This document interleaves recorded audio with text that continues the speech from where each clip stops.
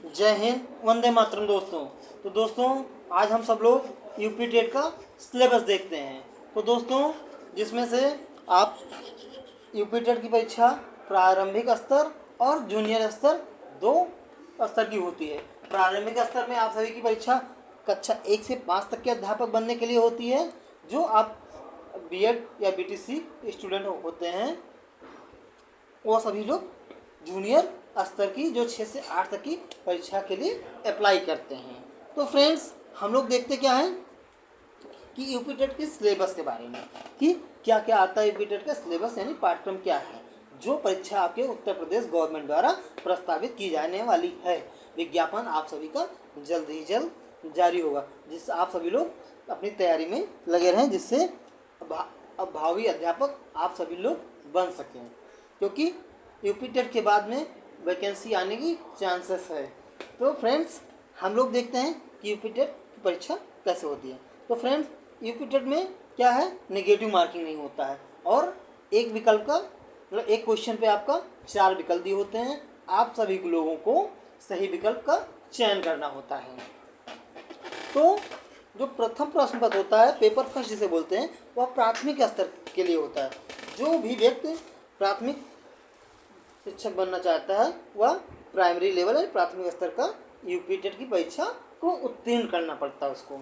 और वह जो जूनियर लेवल का यानी उच्च प्राथमिक स्तर का अध्यापक बनना चाहता है वह उसको जूनियर लेवल का यूपी टेट की परीक्षा उत्तीर्ण करनी पड़ती है। यानी अगर एक आप सभी लोग क्लास 1 to 8 यानी कक्षा 1 से 8 तक का अध्यापक बनना चाहते हैं तो आप सभी लोगों को प्राथमिक और जूनियर स्तर की टीटी की परीक्षा को उत्तीर्ण करना अनिवार्य है।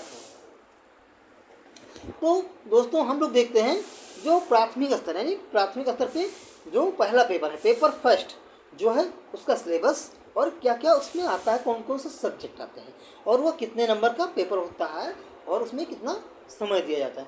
तो दोस्तों देखते हैं जो प्राथमिक स्तर की परीक्षा होती है और जूनियर स्तर की परीक्षा, दोनों परीक्षा आप सभी की 2.5 घंटा यानी 150 मिनट की होती है। तो ये चीज़ आपके लिए कॉमन होता है और आप सभी की परीक्षा में 150 क्वेश्चन आएंगे और 150 मिनट मिलते हैं यानी 150 मार्क्स का रहता है। यानी एक क्वेश्चन 1 मार्क्स का और 1 मिनट एक क्वेश्चन के लिए आप लोगों को एवरेज मिलता है। तो फ्रेंड्स हम लोग देखते हैं कि आपको यूपी टेट की प्राथमिक स्तर के क्या क्या सब्जेक्ट आते हैं, ठीक है। तो फ्रेंड्स हम लोग देखते हैं इसमें क्या है, बाल विकास एवं शिक्षण विधि, जिसमें से आप प्रश्नों की संख्या 30 होगी और इसमें 30 अंक के पेपर होंगे। कितने होंगे, 30 अंक का पेपर होगा। क्वेश्चन नंबर कितने आएंगे, 30 आएंगे। और पहले लैंग्वेज क्या है, 2 लैंग्वेज पूछी जाएगी, जिसमें से पहली लैंग्वेज आप लोगों के लिए अनिवार्य होता है यूपी टेट में जो हिंदी होती है। और सेकेंड लैंग्वेज क्या होता है आपका, यानी द्वितीय भाषा। सेकेंड लैंग्वेज यानी द्वितीय भाषा, जो आप सभी के 30 क्वेश्चन उसमें भी आएंगे 30 नंबर का। हिंदी में भी 30 क्वेश्चन 30 नंबर के रहेंगे आप सभी के लिए। यानी आप सभी लोग चाहे हिंदी लीजिए, हिंदी तो अनिवार्य हो गया, अंग्रेजी लीजिए, चाहे उर्दू लीजिए, चाहे संस्कृत, तीनों में से एक विषय का आप सभी को चयन करना होता है। तो आगे देखते हैं चौथा विषय क्या रहेगा आपका। 3 विषय हमने देखा, चौथा विषय क्या है, गणित यानी मैथमेटिक्स। मैथमेटिक्स आपका कितना क्वेश्चन आएगा, 30 क्वेश्चन आएगा और 30 नंबर का होगा। जो भी प्राथमिक स्तर की परीक्षा होती है उसमें प्राथमिक लेवल के ही क्वेश्चन आते हैं। आप लोग अगर 1 से लेकर 5 तक की बुक अच्छे से लगा लेंगे तो आपका मैथ में 30 में से 28-30 तो कवर कर लेंगे बहुत आसानी से।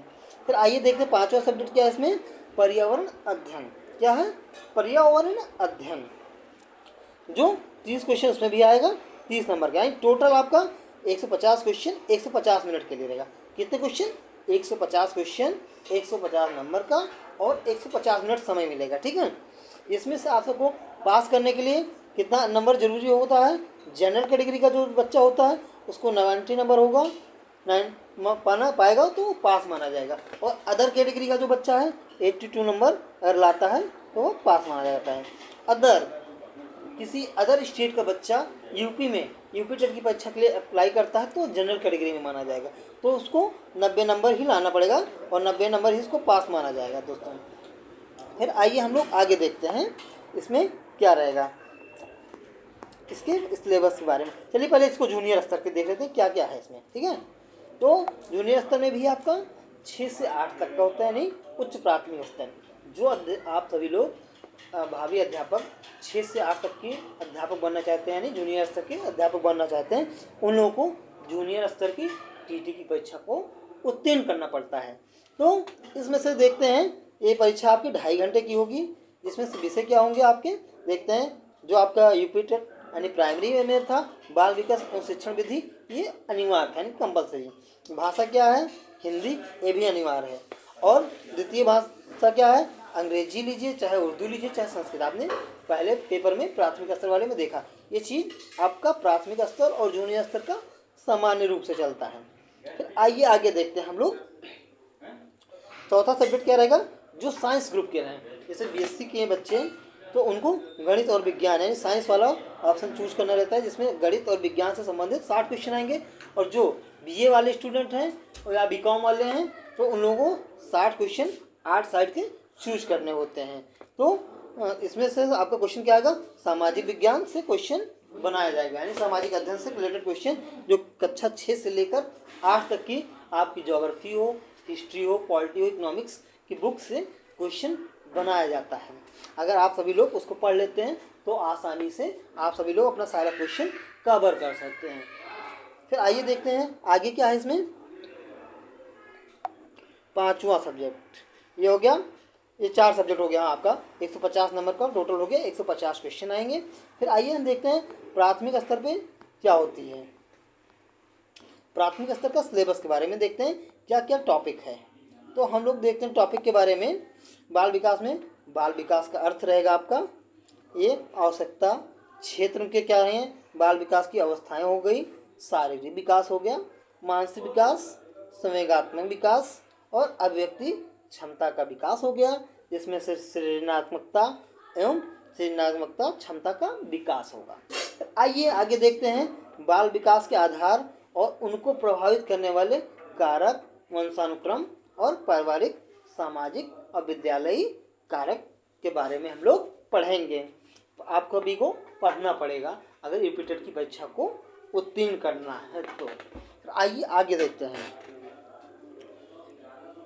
सीखने का अर्थ है नहीं लर्निंग से, जो हम लोगों को मनोवैज्ञानिक के बारे में पढ़ना है, कौन कौन सा मनोवैज्ञानिक का सिद्धांत पढ़ना है तो उसके बारे में देखते हैं। अधिगम को सीखने का अर्थ प्रभावित करने वाले कारक, अधिगम की प्रभावशाली विधियाँ पढ़ेंगे, अधिगम के नियम है, थार्डाइक के सीखने के नियम, उनके अधिगम का महत्व पढ़ेंगे और प्रयास एवं त्रुटि का सिद्धांत पढ़ेंगे। पावलोव का सिद्धांत जो पावलोव साहब ने दिया है उसको पढ़ेंगे, स्किनर के क्रिया प्रसूत का सिद्धांत पढ़ेंगे, कोहलर का सिद्धांत पढ़ेंगे और प्याजे का सिद्धांत पढ़ेंगे। और साथ ही में वाइगोत्स्की जी का भी सिद्धांत को हम लोगों को पढ़ना पड़ेगा, क्योंकि यहाँ से क्वेश्चन हर हाल में बनता है। आप सभी को अगर यूपी टेट उत्तीर्ण करना है तो इन सभी मनोवैज्ञानिक को पढ़ना ही पड़ेगा। तो सीखने में पठार का अर्थ और कारण निराकरण भी पढ़ना पड़ेगा। तो ये सब आप सभी का प्राथमिक स्तर में बाल विकास का हो गया। आइए जूनियर स्तर का, माफ कीजिएगा, प्राथमिक स्तर में ही आगे देखते हैं क्या दूसरा विषय क्या है और उसका पाठ्यक्रम क्या है। तो इसमें देखते हैं सेकेंड लैंग्वेज क्या आपका, माफ कीजिएगा, जो सेकंड सब्जेक्ट भाषा फर्स्ट यानी हिंदी जो आपका कंपलसरी होता है, उसमें देखते हैं क्या है। हिंदी वर्णमाला हो गया, हिंदी वर्णमाला से क्वेश्चन आप लोगों के लिए बनेगा, स्वर व्यंजन और उसके ध्वनियों से उच्चारण स्थान से क्वेश्चन बनते हैं। तो ये सब आपका हो गया। और फिर देखते हैं विराम चिन्ह, और क्या पढ़ेंगे, विराम चिन्ह हो जाएगा आपका। उसके बाद में यहाँ पे अल्पविराम, पूर्ण विराम, इन सब के बारे में, विलोम, पर्यायवाची दुकान दुकान शब्द पढ़ेंगे, संज्ञा सर्वनाम क्रिया विशेषण पढ़ेंगे, वचन काल और लिंग के बारे में पढ़ेंगे, प्रत्यय उपसर्ग और तद्भव देशज शब्द और विदेशज शब्द की पहचान के बारे में पढ़ेंगे। और साथ में ही लोकोक्तियाँ और मुहावरे को भी पढ़ना पड़ेगा। और आगे देखते हैं क्या पढ़ना है हिंदी में आप सभी को। तो हिंदी में क्या पढ़ना है दोस्तों, हिंदी में और पढ़ना क्या, स्वर्ग संधि, व्यंजन संधि और विसर्ग संधि यानी संधियाँ पढ़ने पड़ेंगी। और वाच्य पढ़ना है, समास अलंकार में अंतर और कवि और लेखकों की रचनाओं के बारे में भी हम सभी को पढ़ना पड़ेगा। फिर आगे देखते हैं जो आपने पहले देखा बाल विकास, दूसरा हिंदी, तीसरा देखते हैं जो आप सभी के लिए क्या था, इसमें से आप लोगों को एक सब्जेक्ट चूज करना रहता है, चाहे उर्दू चूज कीजिए, चाहे संस्कृत का चयन कीजिए, चाहे इंग्लिश सेलेक्ट कीजिए, ठीक है। तो आइए देखते पहले इंग्लिश का जो आपका सेकंड लैंग्वेज में है इसका सिलेबस क्या है उसको भी देख लेते हैं एक बार। अनसीन पैसेज आएगा आपका, सेंटेंस आएंगे, सब्जेक्ट एंड प्रेडिकेट रहेगा, काइंड्स ऑफ सेंटेंस रहेंगे, पार्ट ऑफ स्पीच रहेगी, काइंड्स ऑफ नाउन रहेंगे, प्रोनाउन रहेगा, adverb, adjective, verb, preposition, conjunction, ये सब आपके इंग्लिश सेकंड लैंग्वेज में आते हैं। आगे और क्या रहेगा, टेंस रहेगा आप सभी का, प्रेजेंट, पास्ट, फ्यूचर के बारे में, आर्टिकल्स रहेगा, पंक्चुएशन, वर्ड फॉर्मेशन के बारे में आप सभी को पढ़ना पड़ेगा। तो आइए देखते हैं हम लोग आगे और क्या पढ़ेंगे इसमें से। एक्टिव वॉइस, पैसिव वॉइस पढ़ेंगे, सिंगुलर और प्लूरल पढ़ेंगे, जेंडर पढ़ेंगे, ठीक है। फिर आगे देखते हैं हम लोग उर्दू, हो गया उर्दू छोड़ देते हैं आप सभी लोग, आप लोगों को संस्कृत का वो दिखाते हैं क्या क्या है संस्कृत का सिलेबस।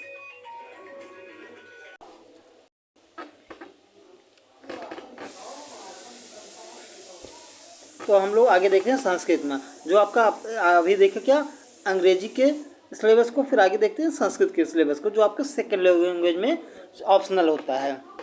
फिर आइए देखेंगे इसमें क्या अपठित अनुच्छेद आएगा, अकारांत आएगा, आकारांत आएगा, अकारांत नपुंसकलिंग आएगा, इकारांत स्त्रीलिंग, उकारांत पुल्लिंग और ऋकारांत पुल्लिंग, ऋकारांत स्त्रीलिंग। घर, परिवार, परिवेश, पशु पक्षियों के बारे में उनके संस्कृत में नामों से आएगा। शरीर के प्रमुख अंगों का नाम होगा, सर्वनाम रहेगा, क्रिया रहेगी, अव्यय रहेगा, ये सब आपका संस्कृत का हो गया। और आगे देखते हैं क्या है संस्कृत में आएगा, संधि रहेगा, सरल शब्दों के संधि और उनके विच्छेद, दीर्घ संधि। संस्कृत में संख्याएं रहेंगी, लिंग, वचन, प्रत्याहार, स्वर, व्यंजन के अनुसार और अनुनासिक व्यंजन, और विसर्ग, संधियां, समास, उपसर्ग, पर्यायवाची शब्द, विलोम शब्द, कारक, प्रत्यय एवं वाच्य के बारे में रहेगा। कवियों लेखकों की परिचय रहे रचनाएं रहेंगी। फिर आगे देखते हैं चौथा विषय क्या है, गणित। गणित में क्या रहेगा आप सभी का, संख्याएं एवं संख्याओं का जोड़ घटाना एवं गुणा भाग रहेगा। लघुत्तम समापवर्तक एवं महत्तम समापवर्तक यानी एलसीएम और एचसीएफ रहेगा। क्या रहेगा, एलसीएम और एचसीएफ रहेगा। क्या रहेगा, एलसीएम और एचसीएफ रहेगा। फिर आगे देखते हैं क्या रहेगा इसमें, तीसरा भिन्नों का जोड़ घटाना गुणा भाग रहेगा, दशमलव का जोड़ घटाना गुणा भाग रहेगा। एक एक नियम रहेगा आपका, प्रतिशत, हानि, लाभ हो गया, साधारण ब्याज हो गया, ज्यामिति से यानी कोण और त्रिभुज वृत्त से संबंधित क्वेश्चन रहेगा, रुपया पैसा से क्वेश्चन बनेगा, मापन, समय, तौल, धारिता, लंबाई के बारे में क्वेश्चन बनेगा, हाँ, परिमिति यानी परिमाप के बारे से क्वेश्चन बनेगा, त्रिभुज का रहेगा, आयत, वर्ग और चतुर्भुज, कैलेंडर और आंकड़े से आपका क्वेश्चन बनेगा, क्षेत्रफल से भी क्वेश्चन बनेंगे। तो ये सब आपका मैथ का सिलेबस हो गया। फिर आगे किस और क्या बनेगा इसमें, रेलवे और बस समय सारणी से क्वेश्चन बनेंगे। ये आपका 4 विषय हो गया। फिर आइए देखिए पांचवा सब्जेक्ट आपका पर्यावरण हो गया। पर्यावरण अध्ययन में क्या रहेगा, विज्ञान, इतिहास, भूगोल, नागरिक शास्त्र और पर्यावरण से संबंधित क्वेश्चन बनेंगे। इसमें क्या आएगा, परिवार रहेगा, भोजन, स्वास्थ्य क्वेश्चन बनेगा, आवास रहेगा आपका, पेड़ पौधे एवं जंतु हो गए, हमारा प्रवेश हो गया, मेला हो गया, स्थानीय मेले और जुड़े व्यक्ति एवं व्यवसाय हो गया, जल हो गया, यातायात एवं संचार हो गया, खेल और ये सब हो गया, पर्वत पठार, नदियाँ हो गई, संविधान से क्वेश्चन बनेगा, शासन व्यवस्था और नगर निगम से आप सभी के लिए प्रश्न बनेंगे। तो ये सभी आपने देखा क्या प्राइमरी लेवल का क्वेश्चन हो गया। और अब देखते हैं जूनियर स्तर का 6 से 8 तक का क्वेश्चन। तो अभी जो हम लोगों ने प्राथमिक स्तर में बाल विकास का सिलेबस देखा है वही आपका सेम इसमें भी रहेगा जूनियर स्तर में, और ये तो बाल विकास का हो गया। आगे देखते हैं हिंदी में भी आप सभी का वही रहेगा, और संस्कृत, ये 3 चीज़ें सामान्य रहेंगी, एक दूसरे से इक्वल रहेंगे। फिर आइए देखते हैं हम लोग क्या देखते हैं, गणित और विज्ञान का सिलेबस जो जूनियर स्तर का है। तो जूनियर स्तर के गणित और विज्ञान में देखते हैं प्राकृतिक संख्याएं और पूर्ण संख्याएं, परमेय संख्याएं आएंगी आपके, पूर्णांक रहेगा, कोष्ठक रहेगा, लघुत्तम समापवर्तक और महत्तम समापवर्तक से क्वेश्चन बनेगा, वर्गमूल, घनमूल से क्वेश्चन बनेंगे, सर्व संख्या रहेगी, बीजगणित से भी क्वेश्चन बनेगा आप सबका। बीजगणितीय जो व्यंजक होते हैं उनके जोड़, घटाना, गुणा एवं भाग रहेगा, बीजीय व्यंजकों के पद एवं पदों के गुणांक रहेंगे, ठीक है। और आगे युगपत समीकरण, वर्ग समीकरण और रेखीय समीकरण से क्वेश्चन बनेगा, समांतर रेखाएं, चतुर्भुज की रचनाएं त्रिभुज हो गए, वृत्त और चक्रीय चतुर्भुज हो गया, वृत्त की स्पर्श रेखाएं होंगे, और अनुपात समानुपात प्रतिशत लाभांश साधारण ब्याज चक्रवृद्धि ब्याज, और ये सब उससे क्वेश्चन आप सभी के टॉपिक में बनेंगे। फिर आगे देखते हैं और क्वेश्चन क्या बन सकता है आप सभी के लिए। इसमें से बैंकिंग से हो गया, डाटा आ जाएगा, पिक्टोग्राफ रहेगा, माध्यिका बहुलक बारंबारता से भी क्वेश्चन बनते हैं आप सभी। यानी जो कक्षा 6 से 8 तक की गणित की पुस्तक में यानी गणित की किताब में आप सबके टॉपिक दे रहे हैं वही आप सबका इसमें आंसर होगा। मतलब वो पढ़ लेंगे तो कवर हो जाएगा। फिर आपका मेंसुरेशन रहेगा, घातांक रहेगा। ये आपका गणित का हो गया। फिर आइए साइंस का देखते हैं, विज्ञान में क्या क्या रहेगा आप सभी के लिए।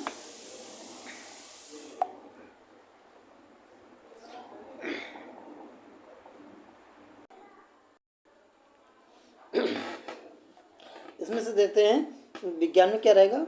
जो आपकी कक्षा 6, 7, 8 की विज्ञान की बुक रहेगी उससे क्वेश्चन बनेंगे। तो ये सब आप जो चैप्टर देख रहे हैं ये क्लास 6, 7 और 8 की बुक से हैं। तो इसमें क्या दैनिक जीवन में विज्ञान, महत्वपूर्ण खोज, महत्व, मानव विज्ञान और प्रौद्योगिकी, यानी कक्षा 6 की बुक से ये चैप्टर लिया गया है। रेसिंग एवं वस्त्र हो गया, और रेसों से वस्त्रों तक का हो गया। ये आपका बुक इससे क्वेश्चन बनेगा। सजीव, निर्जीव, जीव जगत, सजीवों का वर्गीकरण, जंतु एवं वनस्पति के आधार पर पौधों का वर्गीकरण, जंतुओं का वर्गीकरण और जीवों में अनुकूलन, जंतुओं और पौधों में परिवर्तन, यहाँ से क्वेश्चन बनेगा। जंतु की संरचना एवं कार्य से क्वेश्चन बनेगा। सूक्ष्म जीवों और उनका वर्गीकरण, कोशिका से अंग तंत्र तक, किशोरावस्था, विकलांगता, यानी किशोरावस्था से क्वेश्चन बनेगा बच्चे के बारे में, और विकलांगता से क्वेश्चन बनेगा। भोजन, स्वास्थ्य, स्वच्छता का रोग, फसल उत्पादन, नाइट्रोजन चक्र, ये सब आप सभी के क्वेश्चन होंगे। विद्युत धारा हो गया, चुंबकत्व हो गया, पौधों में पोषण, जीवों में श्वसन, ये सब आपके साइंस से क्वेश्चन बनेंगे। और आगे क्या रहेगा इसमें से, विद्युत धारा रहेगी, चुंबकत्व होगा, गति बल हो गया,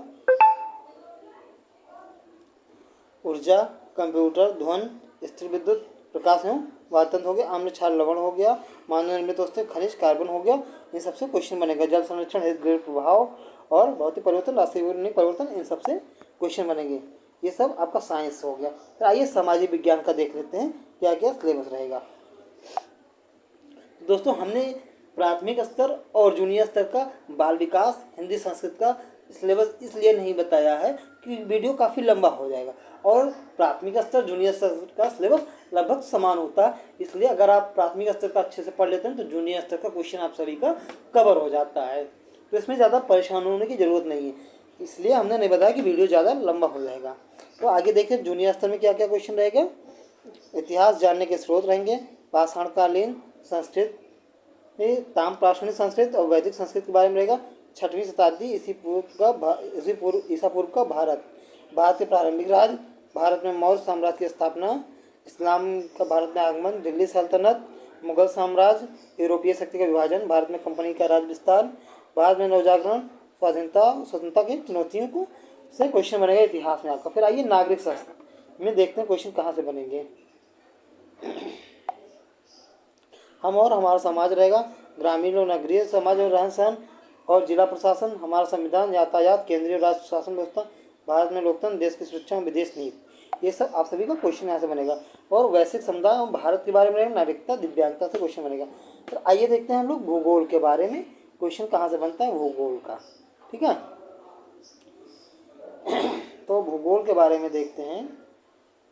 माफ कीजिएगा, ये आ गया। तो सौरमंडल में पृथ्वी, ग्लोब, पृथ्वी पर स्थानों का निर्धारण, पृथ्वी की गतियाँ होगी, मानचित्रण, मैपिंग आएगा, पृथ्वी के 4 प्रमंडल हो गया, जो क्या स्थल मंडल हो गया, क्षोभ मंडल, इन सबसे क्वेश्चन बनेगा। पृथ्वी की संरचना, पृथ्वी के प्रमुख अवयव, भारत, जिसमें भारत का भौतिक स्वरूप, मृदा, वनस्पति और वन्य जीव, भारत की आर्थिक संसाधन, यातायात, व्यापार एवं संचार के बारे में हो गया। उत्तर प्रदेश, भारत में स्थान, राजनीतिक विभाग, जलवायु, मृदा, वनस्पति एवं वन्य जीव, धरातल के रूप बदलने वाले कारक, वायुमंडल कारक, जलमंडल कारक और संसार के प्रमुख प्राकृतिक प्रदेश एवं जनजीवन, खनिज संसाधन एवं उद्योग धंधे के बारे में यहाँ से क्वेश्चन बनेगा। तो आइए पर्यावरण अध्ययन को देखते हैं क्या क्या रहेगा, यहाँ से क्वेश्चन क्या क्या बनता है। प्राकृतिक पर्यावरण, प्राकृतिक संसाधन और उनकी उपयोगिता रहेगा, प्राकृतिक संतुलन रहेगा, संसाधनों का उपयोग रहेगा, जनसंख्या वृद्धि का पर्यावरण पर प्रभाव, पर्यावरण प्रदूषण रहेगा, अपशिष्ट आपदाएं, पर्यावरण के क्षेत्र में पुरस्कार और पर्यावरण कैलेंडर के बारे में हम लोगों को पढ़ना रहेगा। तो दोस्तों हम सभी लोगों ने देखा यूपी टेट के प्राथमिक स्तर और जूनियर स्तर के सिलेबस के बारे में। जो हमने जूनियर स्तर में क्या है आपका बाल विकास, हिंदी और संस्कृत के बारे में नहीं बताया है क्योंकि वीडियो काफ़ी लंबा हो जाएगा, और प्राथमिक स्तर के बारे में विस्तार पूर्वक चर्चा की है। जो प्राथमिक स्तर का बच्चा पढ़ लेगा पूरा तो जूनियर स्तर में ये क्वेश्चन इस टॉपिक के कवर हो जाएंगे, उसको अलग से नहीं पढ़ना पड़ेगा। तो दोस्तों आप सभी लोग हमारे वीडियो को देखिए और हमारे साथ जुड़िए। मैं आप सभी को यूपी टेट के बाल विकास, गणित और विज्ञान, हिंदी 4 विषय की पूरी तैयारी कराऊंगा।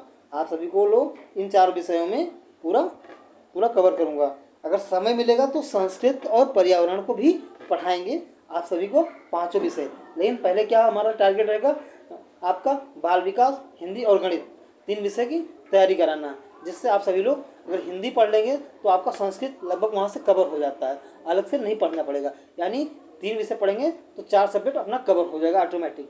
5वां पर्यावरण खुद पढ़ा दूंगा, लेकिन समय मिलने दीजिएगा। ठीक है, तो हमारे साथ जुड़े रहें साथियों। धन्यवाद आप सभी का।